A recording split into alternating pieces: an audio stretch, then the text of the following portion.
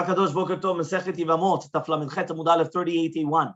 Right now we're going into the Shita of Rabbi Yirmiyah. Rabbi Yirmiyah, if you remember, he just said before in the Halacha to do with the brothers, right? To do with the brothers that they went and they are going to now divide the properties of their father, and their father, the Yavam, already took the properties of the deceased.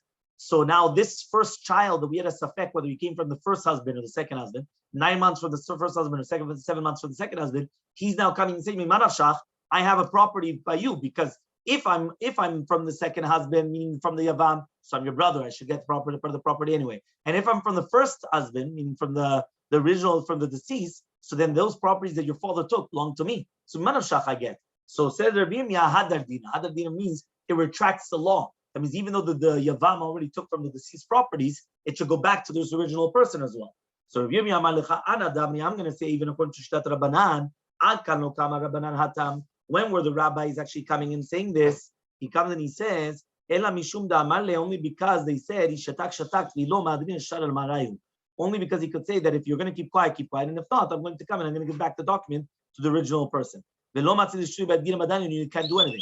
But over here, can you actually say this? You can't say this. So because of that, we're going to come and we're going to say, that's not going to help. So now this is going to be now the fifth case. Safek v'yabam sheba'u lachlok b'nichse saba. What happens now if you have a case of a safek and a yavam? Remember, the safek was, we don't know if it was covered from the first husband or the second husband. 9 months from the first husband or 7 months from the second husband. And you have the yavam, that they're now coming to divide the properties of the grandfather. So therefore, it's going to be, remember that the safek, he wants to come, mikoach abba shelo, right? That abba shelo should get a yerusha. And the yavam is coming that he's one of the children as well. So therefore, now the father, the yavam could say, "You're my child," of the father and the grandfather. So safek amar I gavra bar mitzrahu. So the safek says he's the son of the deceased, and therefore he should get a portion. And half of it belongs to him. Yavam says, "No, you're my son. You don't get nothing, right? Because he's his son. Have yavam vadai. The yavam is a vadai, right? And the safek is only a safek. Then safek wants to be the vadai, so he does not get nothing. Because the safek does not take away from the vadai. Sixth case. Safek uvnei yavam sheba'u lachlok b'nichse saba. What happens if you have the safek and the bnei yavam? So now it's the safek and the bnei yavam that are coming to divide in the properties of the grandfather. Safek says, "Ahu gavra bar mitzna." The safek says that he is from the deceased. Upalga didihu, and half of it is his. Bnei yavam say, "No, you're a brother, and therefore you just have a portion with us." So palga de kalmodile, the half that he agrees to them, shakle, he's going to take. So for example, if there was 6 zilvim, he's going to take 3 zilvim. Tilta de kamodule, right? But he says the third, right? The bnei yavam are modim to him, which is 2 zilvim. Shakal he could take. Pashlu danka. So now there's only going to be a 6th left over, right? Have you mamon mutal b'safek, and therefore it's going to be mamon mutal b'safek. Vecholkin. They're going to divide it, which means like this, right? What exactly is going on? The bnei yavam say that he's a brother, okay, and he's saying, right? So one thing. So he says like this: the chetzi, which the safek is modeh, right? Shakli, they take it, because remember, nimanav shach, the safek is only saying, right, that he only gets half. There's 6 portions, so he gets. So now, no, 1 second. So now it's only, so the 3 that he admitted that should be to them, they get automatically.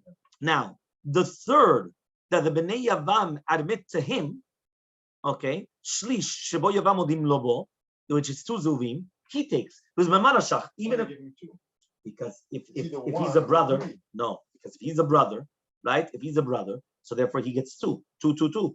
There are 3 brothers. Yeah? No. There's 6 coins. 6 coins. So he gets 2. So Shakal, he takes 2. So now what's left? The 3, right, that he already gave to them, but he admits that they should get minimum 3. The 2, which is a third, right, minimum goes to him. So now there's 1/6. So this 1/6 is called mamon mutal b'safek, and the cholkim, and you divide it. Okay? Because it's money that goes into a safek. Next, saba v'yavam, right, but it says safek.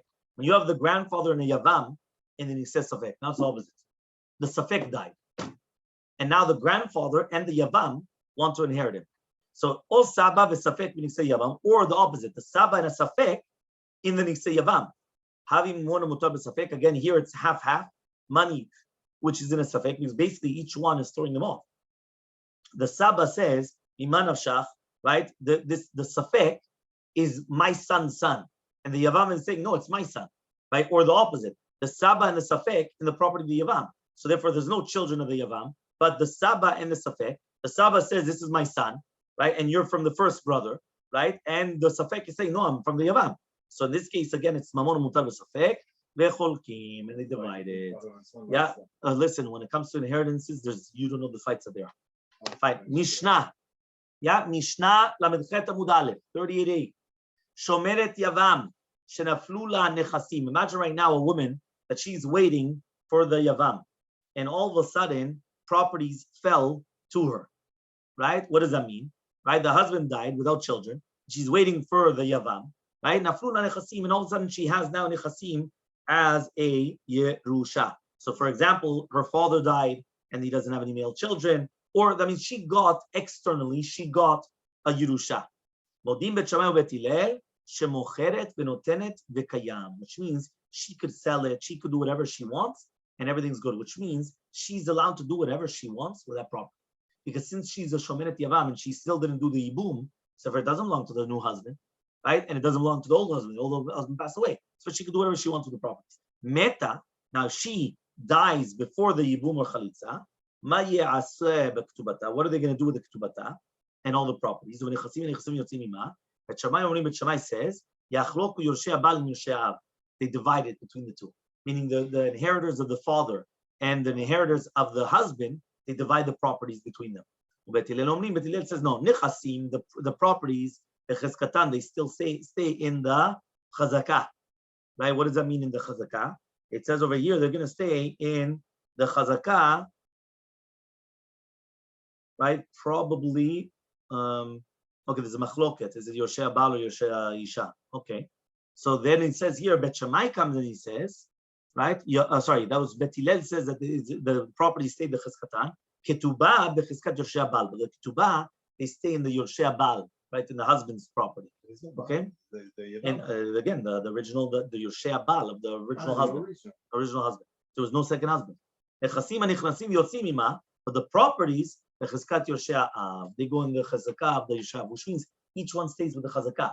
Her Ketubah was supposed to be given by her husband. She's now a Shomenet Yavam, and then she died. So therefore, the Ketubah is still in the Chazakah of the husband. He's the one that has to pay it up. He's dead now, but it means it goes into the Yerushim, meaning they don't have to start paying anybody the Ketubah. The Ketubah stays with them. He's dead and there's no kid. Finishes the Mishnah. Kenasa, what happens if the Yavam did Yibum?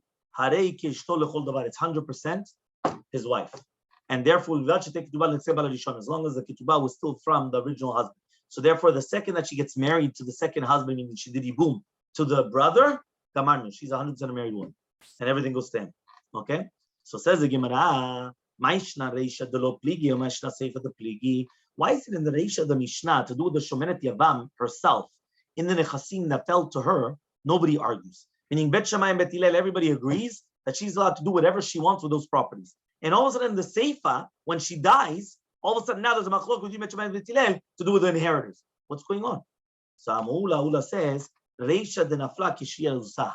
The Reisha of the Mishnah was talking about where it fell to her, these properties, when she was still an Arusa, which means she fell to Yibum from Irusin. So the husband died before he even got married to her. It was only Irusin to her. It was the first step of marriage. Okay, so therefore she's allowed to do with whatever she wants with the properties. The Seifa, the Nafla Kashi Niswa. The Seifa was when it fell to her when she's already 100% married. So since she's already 100% married, it's completely a different halakha because now Be'emet and Iksemelug and everything really does come to the husband. So therefore she can't just do whatever she wants with those properties. So therefore that was a Seifa. Right? So he says like this. He says the Zikah, the Shomenet Yavam, that is falling from Erusin, does to the Yavam just like Safek Arusa, right? The Zikat Nesua also like Safek Nesua, Lamechet Amubet, 38b, right? And the Safek Nesua does like the Safek Nesua, which means the Zikah, the Shomenet Yavam from the Nisuin does like a Safek Nesua. Okay, and the Gemara is going to explain what are we talking about exactly.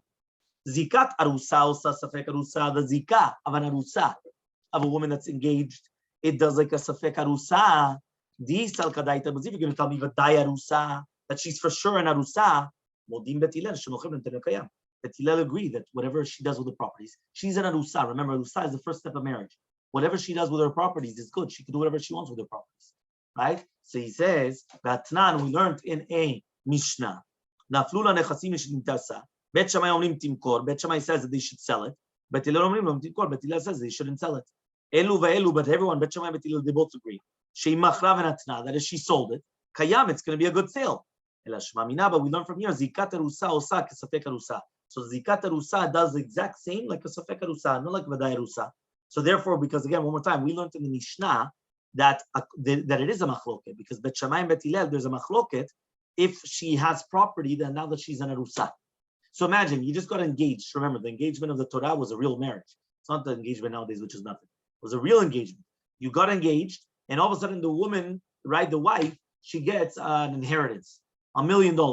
She could come and it's property. She could do whatever she wants with it, right? But here, the Gemara says, it's a machloket between Bet Shammai and Bet Hillel. Machloket between Bet Shammai and Bet Hillel. But the second that she becomes Shomeret Yevam, it makes it like a safek arusa. It's not a vadai arusa. So therefore, there's no machloket there. Once she was a Shomeret Yevam, and now it came to her, so now she could do whatever she wants with it. There's no machloket between Bet Shammai and Bet Hillel. Zikat nesua osa, safek nesua. These are going to tell me now nesua. Bet Shammai omrim yachloku Yoshev av. Why? But now we learned.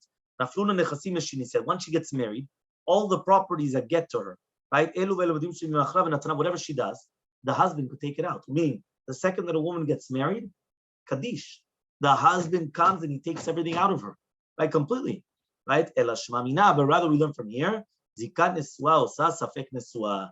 The zikat nesua comes and it's going to do like a safek nesua. So Amaleh Rabbi comes and he says, Adimi palge begufa ulachar mita, until there's a machlok between Bet Shammai and Bet Hillel in the seifa to do with who's going to be yoresh, and we're talking about that she already died. So liflegu bechayel perot. So why don't they argue even during her lifetime, and to do with who gets the fruits?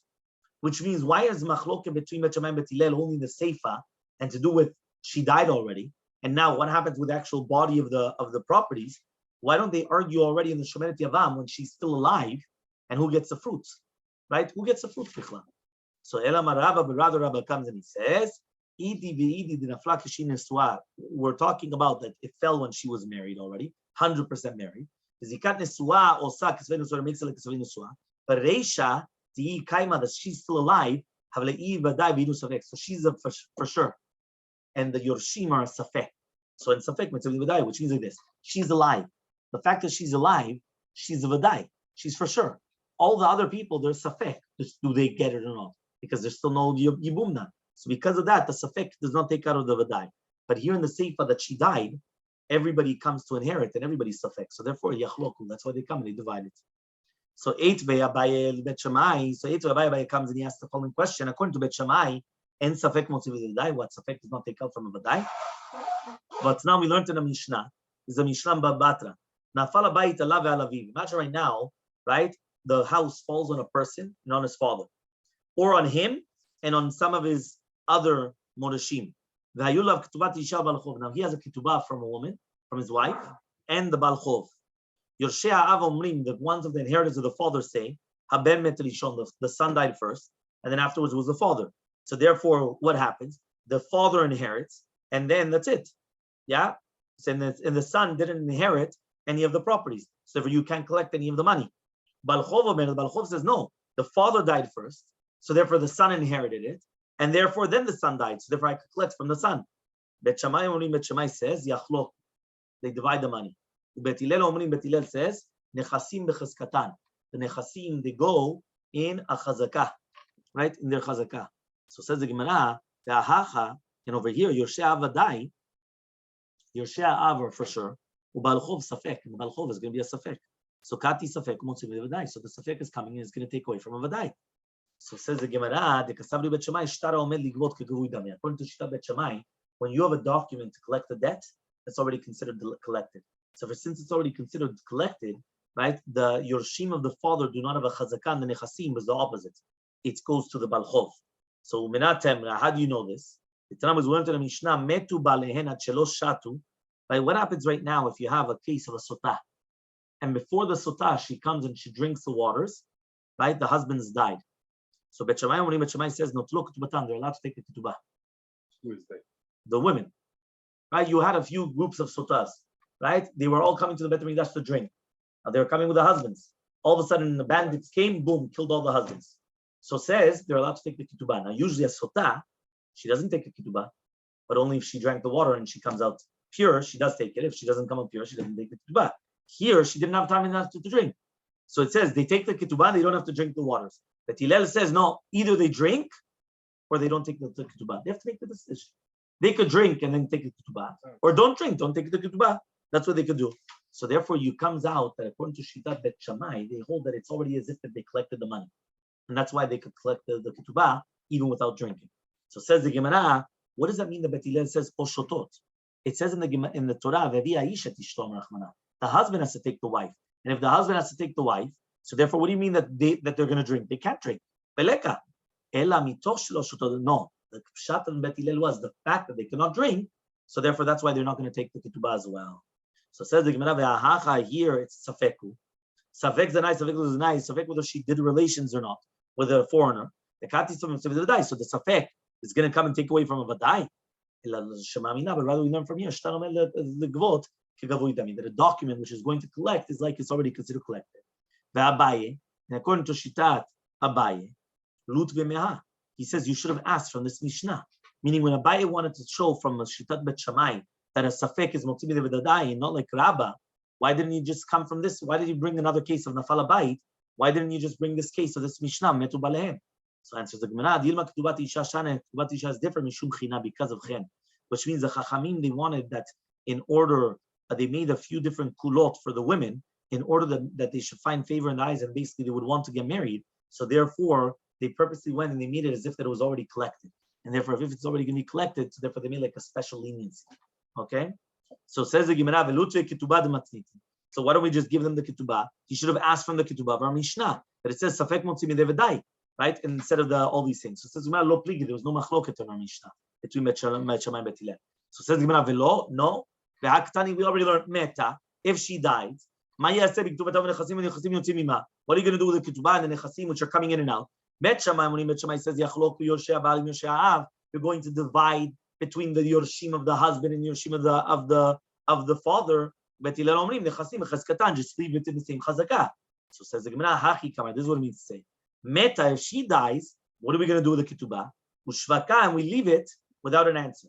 The nechasim, yotzim ima, Bet Shammai, there's a machlok between Bet Shammai and Bet Hillel. Bet Shammai says they divided between the husband's inheritors and the father's inheritors. Bet Hillel says you leave it in the chazakah.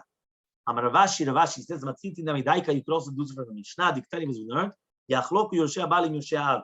You're going to divide the Yoshea Balim Av, the Loktani, and we didn't learn Yoshea Avim Yoshea Bal. We didn't learn the other way around. Yoshea Avim Yoshea Bal. Shmaminaf, as you learn from here, that even according to Bet Shammai, it's nothing to do with not Mitzvah Melug or not the Ketubah. It's just talking about the properties, right? But nothing to do with anything else. So Abaye says, Reisha denaflula kashi shomenet yavam. The Reisha was talking about when it fell to her, when she was a shomenet yavam. And the Seifa was that it fell to her when she was still with her first original husband. So that's why it's two completely different halachot. Because Savar Abaye and Abaye holds Yadok Yada, which means the husband, he's got the property, the rights in the property, just like her. So if according to Abaye, we're talking about in the Seifa of the Mishnah that it fell to her, and even so, still Bet Hillel are going to say that if she dies, right, when she's a Shomenet Yavam, the Yavam does not have any chalakim in it. So it comes out that Abaye holds like Bet Hillel, right? The Baal Nichser Nesurato, right? It's actually shaveh to the woman herself, and it's not even more than hers, right? Yadok Yada. So therefore, because of that, when the husband dies and it falls, the woman falls, so she has a stronger hand, right, than even the Yorshim or anybody else. And that's why we're saying over here, Yadok Yada. Okay, and we'll continue with the